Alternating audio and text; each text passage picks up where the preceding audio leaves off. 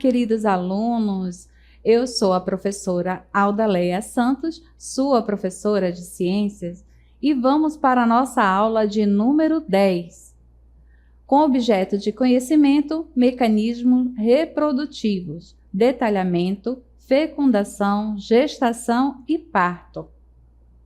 E vamos para a nossa aula.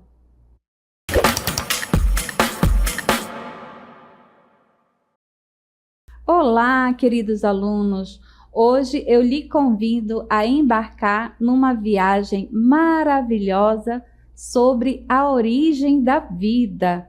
E nessa viagem nós iremos aprofundar os nossos conhecimentos sobre a fecundação, a gestação, que é um período tão bonito, né, na vida da mulher, no gestar e no parto. Com isso, essa jornada da vida começa como? Com um encontro extraordinário entre gametas, que se desenvolve dentro do ventre materno e culmina com o nascimento. Observem aqui o desenvolvimento que ocorre, né, dentro do período gestacional, quando esses gametas se encontram, formando ali um zigoto, na sequência virando um embrião e passando a ser um feto, né, desenvolvendo até o momento do parto e ali os pais receberem, né, o seu bebê tão querido, tão amado, tão esperado. E quando esse processo não ocorre de forma natural, graças à tecnologia, graças ao avanço da tecnologia, nós já temos, né, métodos para fazer uma reprodução assistida, como aqui na nossa imagem, mostra uma fertilização in vitro. Mas para se ter o domínio, né, dessa tecnologia, primeiro nós tivemos o conhecimento do quê? Do nosso desenvolvimento embrionário. E com isso, eu lhe convido a conhecer um pouco mais sobre a nossa reprodução humana, que é o processo pelo qual novos indivíduos humanos são gerados, e ela vai envolver a combinação de material genético para criar um novo organismo. E essa mistura de material genético é que nos dá uma variabilidade genética que faz com que cada indivíduo seja único, certo? E tudo isso vai iniciar com um processo chamado fecundação. Você sabe o que é a fecundação? É um fenômeno lindo. É o momento, observem aqui na nossa animação, é o momento que o espermatozoide se encontra com o óvulo e, ao vendo, né, esse período de fecundação, formando um zigoto. Professora, como que o espermatozoide sabe, né, a localidade do óvulo? Através de sinais químicos que esse óvulo emite, certo? Observem aqui, né, que quando o espermatozoide entra no núcleo, né, do óvulo, que nós temos aí o início de uma nova vida, que vai dar início ali à formação do zigoto, certo? E agora nós vamos ver esse momento, né, mais detalhadamente.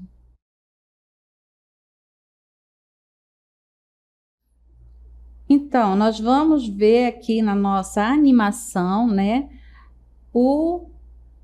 os espermatozoides que são atraídos, né, por substâncias químicas liberadas pelo óvulo e nadam em busca dele.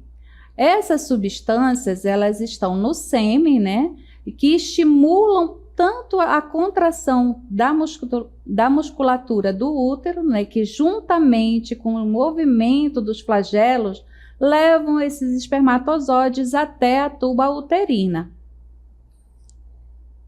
E aqui,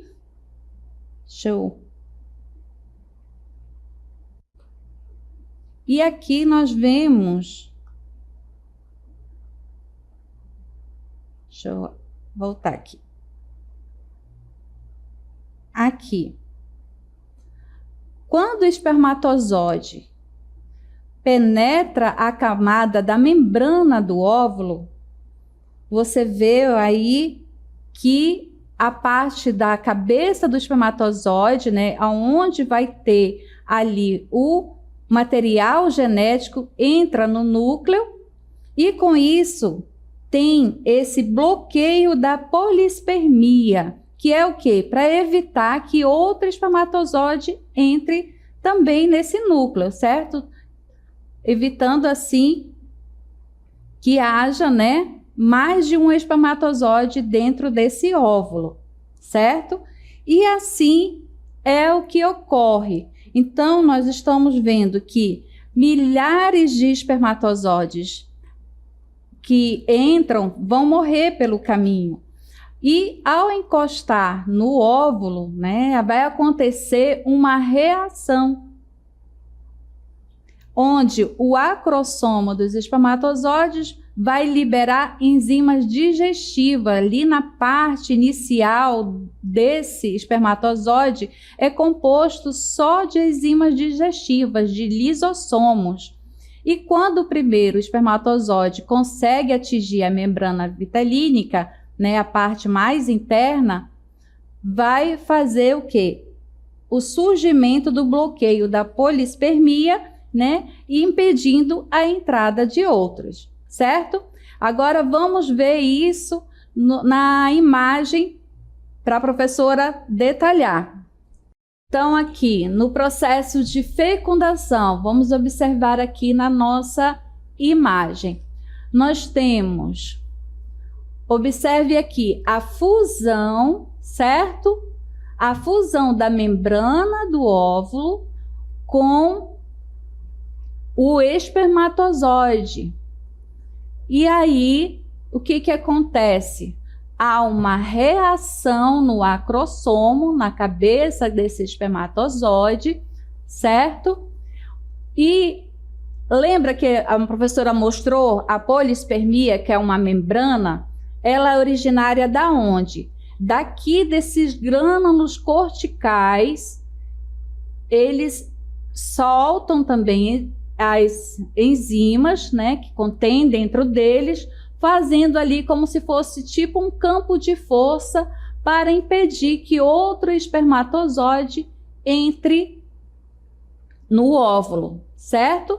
E aqui nós temos o núcleo do óvulo, que vai conter N, porque ele é haploide, carregando 23 cromossomos, que vai se unir com o núcleo do espermatozoide, que também é haploide, com 23 cromossomos, formando 2 N's, que é o zigoto, certo?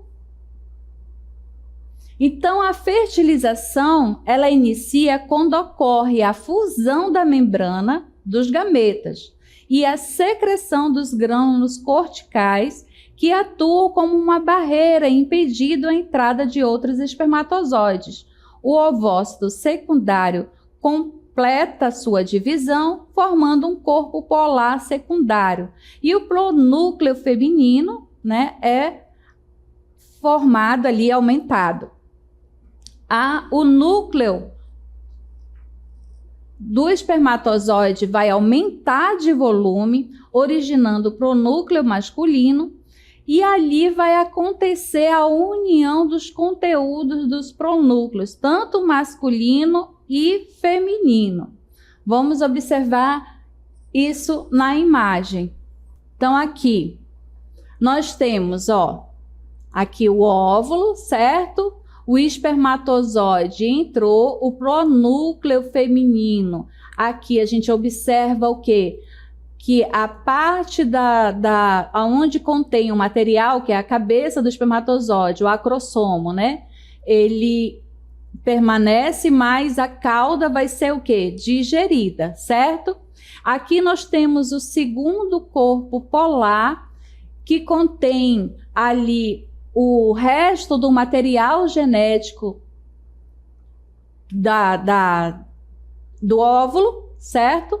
Que faz com que ocorra, né, aqui, ó, a degeneração da cauda do espermatozoide e o pronúcleo masculino aumenta de tamanho.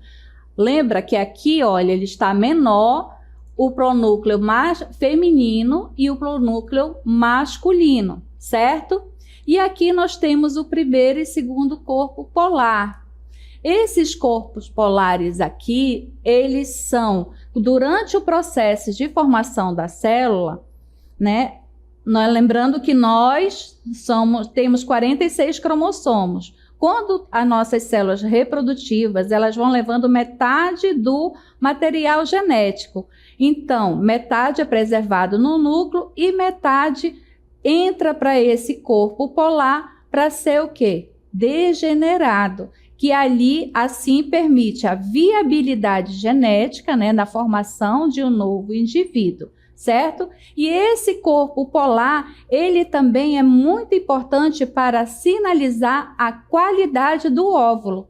Lembra lá do início da fertilização in vitro? Então, ele é um indicador de qualidade do óvulo para a fertilização in vitro, certo? Mas vamos continuar o nosso conteúdo. Quando acontece a união, né, dos conteúdos dos pronúcleos masculino e feminino, que começa o processo chamado de cariogamia. Nesse momento, origina-se o zigoto, a primeira célula do novo ser. Essa etapa costuma ocorrer nas primeiras 24 horas após a entrada do espermatozoide. Após a entrada do espermatozoide, nós vamos ter o início da nidação, que caracteriza ali o início da gravidez. Se houver implantação ou nidação do blastocisto na parede do endométrio, iniciará a gravidez. Caso contrário, ele será eliminado junto com a menstruação. A nidação é o processo. Aqui nós temos, ó, o nosso zigoto, o blastocisto, né? E aí ele vem para o endométrio. Observem aqui a imagem. Ele andou aqui, foi fecundado na tuba uterina e ele vem e desce para cá, para o útero. Aqui ele faz a sua implantação no endométrio, certo? Então aqui se caracteriza, quando ele consegue fazer essa implantação, o início da gravidez. Professor, e se ele não conseguir, se ele permanecer ali pela tuba uterina? Infelizmente, essa gravidez não terá como ter continuidade, né? Porque ao se implantar lá no útero é que vai ser originado a placenta, o saco vitelínico, o desenvolvimento de todo o processo embrionário, certo? Então, por isso que nós dizemos que não é só o processo de nidação, de movimentação do blastocisto, né, ali, mas sim a fixação dele na parede uterina. E quando ocorre essa implantação é que começa a gravidez e se começa a origem do embrião. O embrião é o organismo que está nos primeiros estágios de desenvolvimento, certo? Então, nesse início aqui de fertilização, dessas primeiras semanas, é a fase germinal, certo? É a fertilização e formação do zigoto. Então, ele é formado nas primeiras 24 horas após a fecundação. E durante as primeiras 8 semanas de vida, o embrião ainda não tem traços de corpo definidos, mas já é considerado um ser vivo do ponto de vista médico, certo? A partir entre essa terceira semana até a oitava semana, ele é considerado a fase embrionária.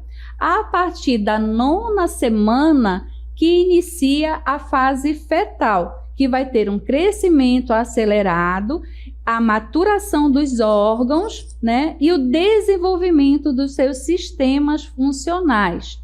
Por isso que feto, né, ele recebe esse nome a partir da sua nona semana, né, quando o bebê já tem todos os órgãos internos, mesmo que não estejam completamente desenvolvidos, certo?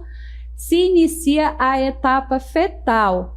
Então, os órgãos, eles são desenvolvidos. Por que que é tão arriscado, tão frágil, né? O nascimento durante o quinto, sexto, sétimo mês? Porque apesar desses órgãos estarem ali desenvolvidos, eles não estão completamente, eles estão compactados dentro da caixa torácica, né? E ali eles não têm ainda a sua função completamente ativada, certo? E agora nós vamos observar esse momento, né, do desenvolvimento embrionário. Então vamos lá, nós temos aqui o zigoto, né, que é a nossa célula, ele começa a se multiplicar. Esse processo de multiplicação forma a mórula, e com a mórula forma o blastocisto. Observem aí. Essa parte mais externa do blastocisto é o que vai dar origem à placenta. E internamente vai dar origem ao embrião. Nós vemos aí a apresentação de todos os folhetos embrionários, né? Ectoderme, mesoderme e endoderme, que vai ali dar a origem a todos os nossos sistemas, todo o nosso corpo, correto? E dentro aí nós vemos o processo, né, da implantação no endométrio, a formação ali da membrana fetal interna,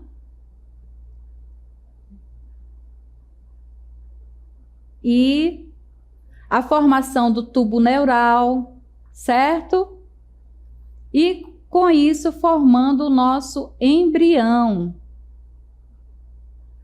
que passa pelo seu desenvolvimento embrionário,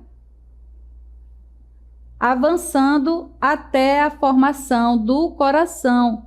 O coração, ele é formado, nós vemos aí, ó, o saco vitelínico e o coração, que começa a ser formado a partir da terceira semana. A partir da quarta semana, a gente já consegue ali, né, escutar o batimento cardíaco, por mais que esse coração, ele ainda não esteja totalmente formado no sentido de suas cavidades, correto? Então, passa aí, ó, o surgimento dos braços, certo? Por isso que essa fase inicial da primeira, segunda semana é a fase germinal, a fase de terceira a oitava semana é a fase embrionária e da nona semana até o nascimento é a fase fetal, certo? Olha que coisa mais linda é o desenvolvimento, né, de um ser humano, como uma coisa tão simples ao se dizer e tão complexa ao se observar. E a gravidez, ela tem início a partir da anidação e termina com o nascimento do bebê. O tempo de gestação normal é de 40 semanas ou 9 meses contados a partir da última menstruação. Então, vemos aqui como, né, ocorre aqui a fecundação, quando ocorre a fecundação, que inicia, né, dentro do primeiro, 12 semanas de gravidez, 10 do embrião, nós termina a fase embrionária, né? E dentro da 20ª semana, né, todo o feto já está formado, contudo, isso não significa que ele esteja pronto para nascer. Aqui, com 24 semanas, é quando se faz o diagnóstico, né, da ultrassom 3D e a transdução nucal para verificar anomalias. E com 32 semanas, a partir do 3º trimestre de nascimento, é quando o bebê já não é mais considerado prematuro, certo? Inicia-se numa única célula que posteriormente, né, se divide em várias células que acabam por formar vários tecidos e órgãos. E agora nós vamos ver como se formam os gêmeos. Observem aí na imagem, né? Nós temos o gêmeo que é monocariônica e monoamniótica. Que é isso, professora? São aqueles gêmeos que são considerados gêmeos idênticos, porque eles partilham a mesma placenta e a mesma bolsa amniótica. Nós temos também aí o segundo exemplo, que é a monocariônica e a diamniótica. Isso quer dizer o quê? Que eles têm a mesma placenta, né? Mas possuem 2 bolsas amnióticas e permanecem ainda sendo gêmeos idênticos, certo? E a dicariônica e a diamniótica significa o quê? Que ocorreu a formação de 2 placentas e 2 bolsas amnióticas. E aí, esses gêmeos podem ser idênticos ou não, podem ser até de sexos diferentes, certo? E passando para o parto. O parto, também conhecido, né, se usa, né, a frase como dar à luz, é o momento em que o bebê nasce após cerca de 40 semanas de gestação. Se acontecer antes, né, do tempo, o parto será dito prematuro e isso pode representar riscos para a vida da mãe e do bebê. Por isso que toda grávida deve fazer o pré-natal. Esse é um direito da criança, certo? Estabelecido até pelo ECA, que a mãe tem que fazer o pré-natal. E agora vamos observar aí as fases do parto, né? Aqui na fase do parto, nós temos a primeira, que é o início das contrações. E aí esse início das contrações, ele recebe um start, que é o quê? A ocitocina vai ali estimular essas contrações da parede uterina, certo? E consequentemente, há o quê? A saída do líquido amniótico, aquele momento que a gente sempre ouve falar, ou quem já passou, né? Estoura a bolsa. E aí a gente sabe que realmente o menino está a caminho. E vai observar aí o quê? A dilatação do colo do útero. Quanto que a gente precisa ter para o parto normal dessa dilatação do colo do útero? De 8 a 10 centímetros, mas o normal é 10 centímetros mesmo, certo? Ali é o momento de iniciar, né, o período de expulsão do feto. Às vezes, né, é aplicado para auxiliar a ocitocina exógena para que a estimulação dessa dilatação do colo do útero e a frequência da contração aumente para que haja essa expulsão. E a ocitocina continua agindo para terminar a expulsão da placenta, porque além de fazer dentro do parto, né, a a expulsão do bebê, tem que haver também a expulsão da placenta, correto? E agora nós vamos observar aqui tipos de parto. Nós temos aí o parto natural, certo? O exemplo, né? Parto na água, parto de cócoras e parto normal. Professora, qual é a diferença do parto natural do parto normal?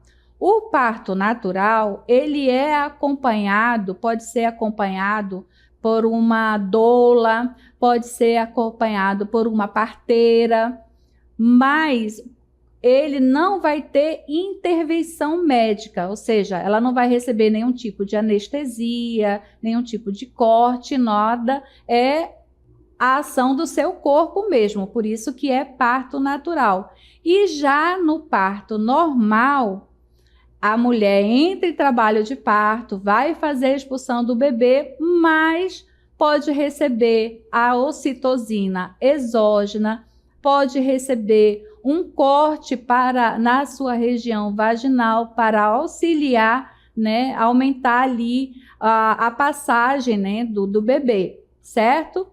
E o parto na água, assim como o parto de cócoras, são partos também que prezam ali pela qualidade tanto da mãe quanto do bebê. Professora, e o cesariana?